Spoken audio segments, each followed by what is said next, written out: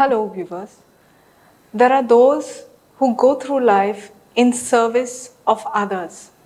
However, there comes a point in their life when they need to take a step back to rest. However, their service never ends. Today, we are going to meet one such person who has dedicated his life in service to others. I'm talking about Father Rufino Coutinho of the Society of Jesus. Father, as we begin, can you tell us something about your childhood?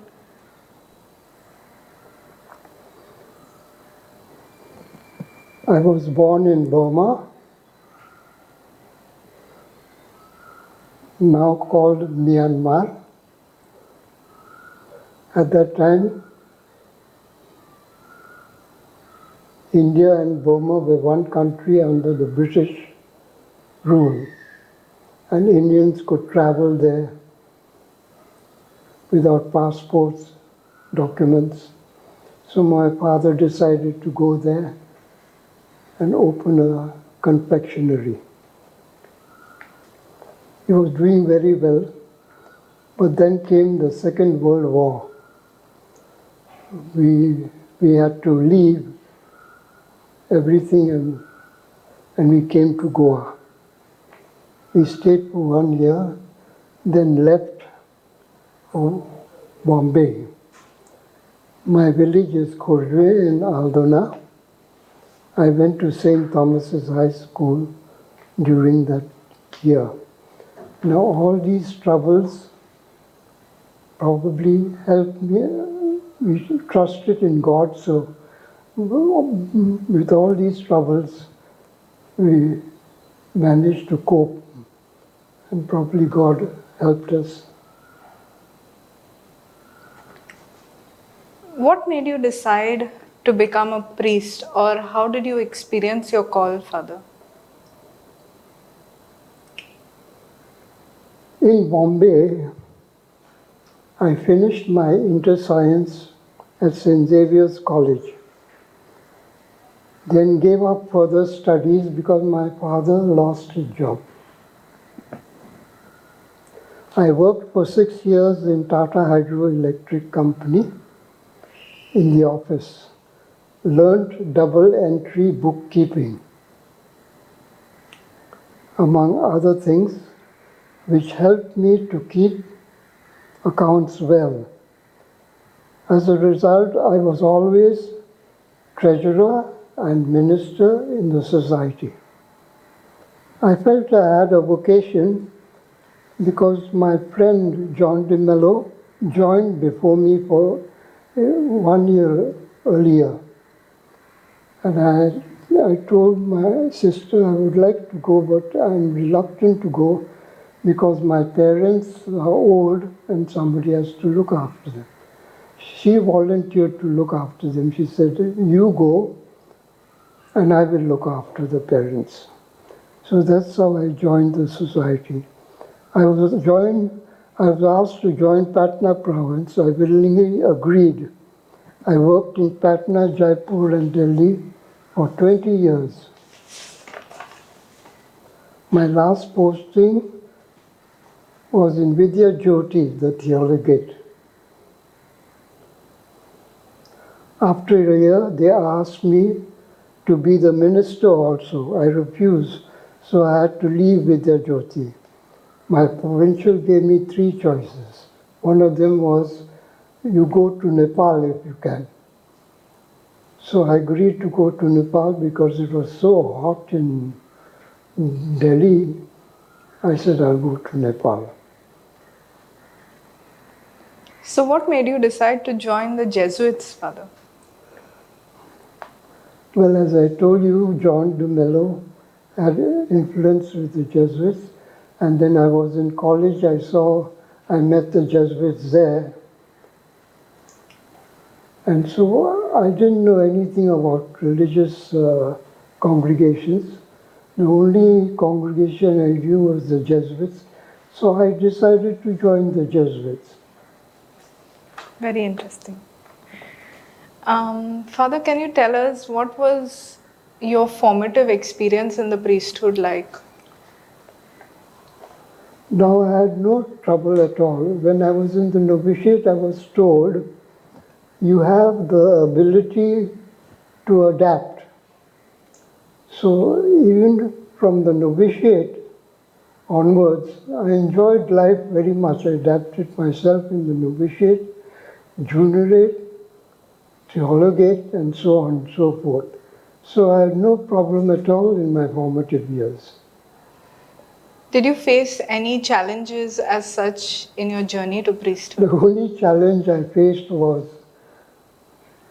being out of touch with books. I found the studies quite difficult. But anyway, I managed somehow or the other, and I got through as a priest.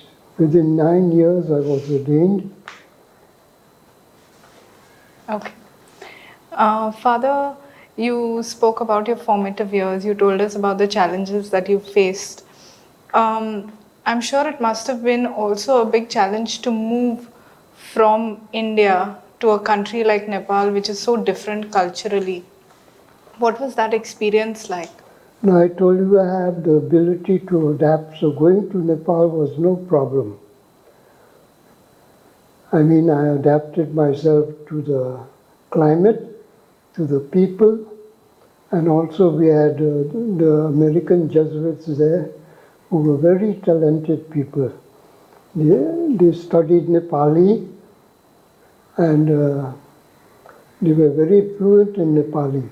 Not only that, they did all their PhDs also there, one in Buddhism, one in Hinduism, one in history, one in anthropology, and so on.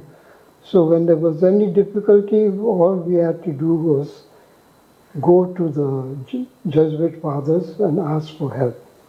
So there was no difficulty working in Nepal. Father, can you tell us the biggest difference that you found between working in Nepal and working in India? No, it's, I would say I worked in Patna for 20 years and I worked in Nepal for 20 years. Now there's not much difference because Patna also was very strange to me, culturally, climate-wise, and so forth.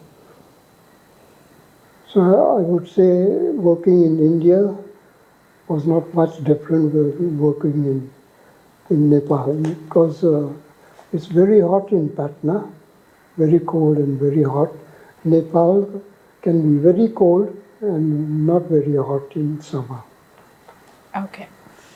Can you tell us, Father, you had a sabbatical in the middle when you were in Nepal. Yeah. What was your sabbatical like? Where did you go?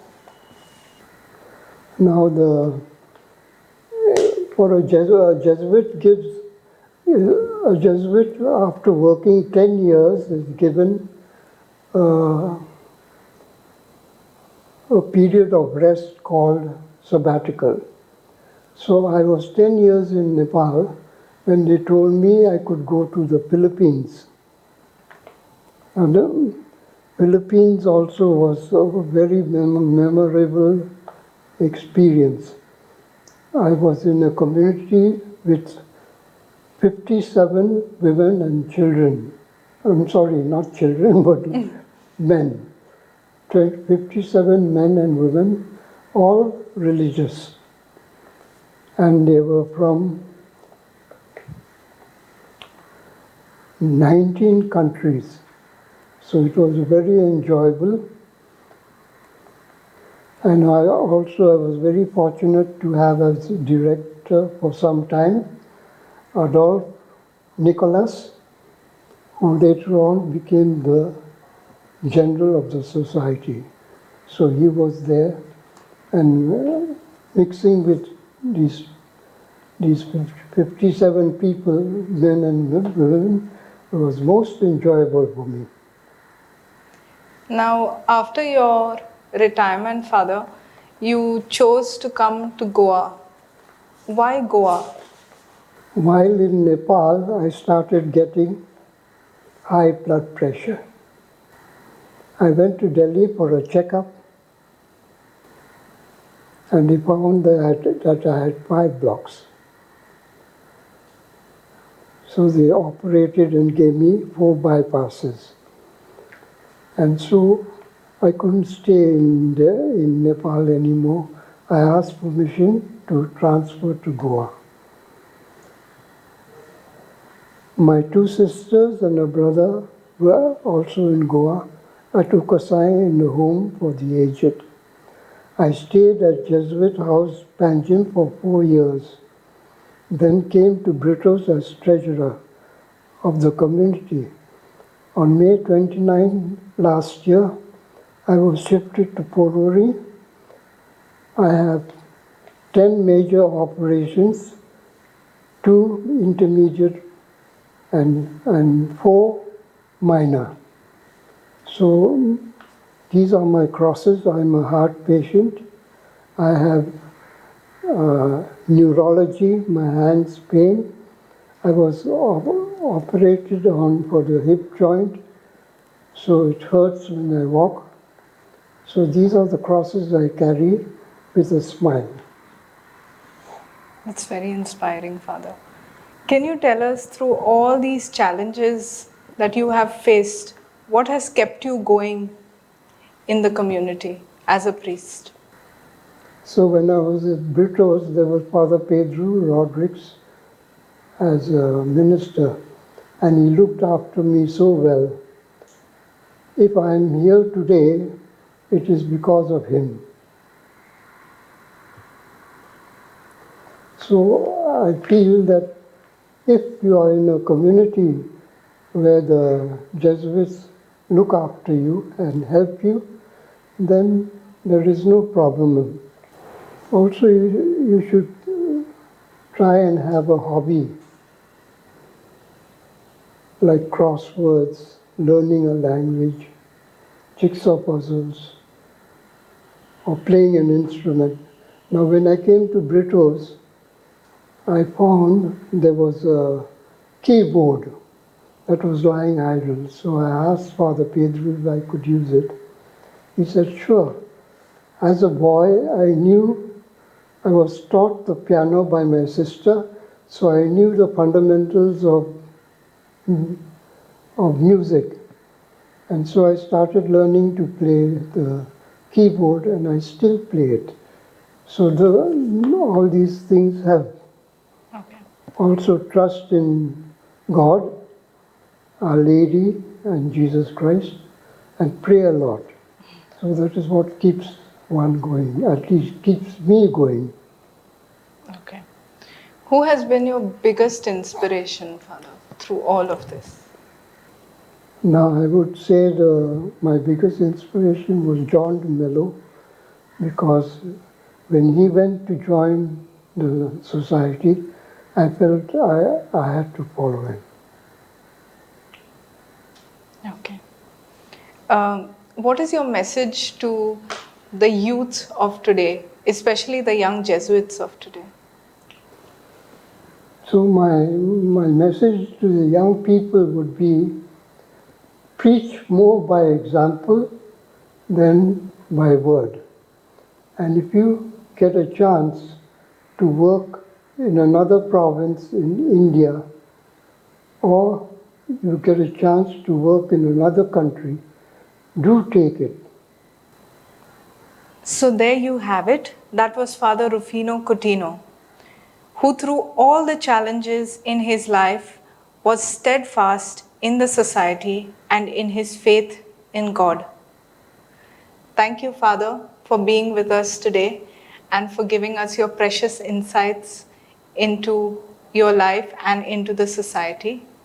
We will be back with more such episodes and more such people to tell us about their lives. Thank you.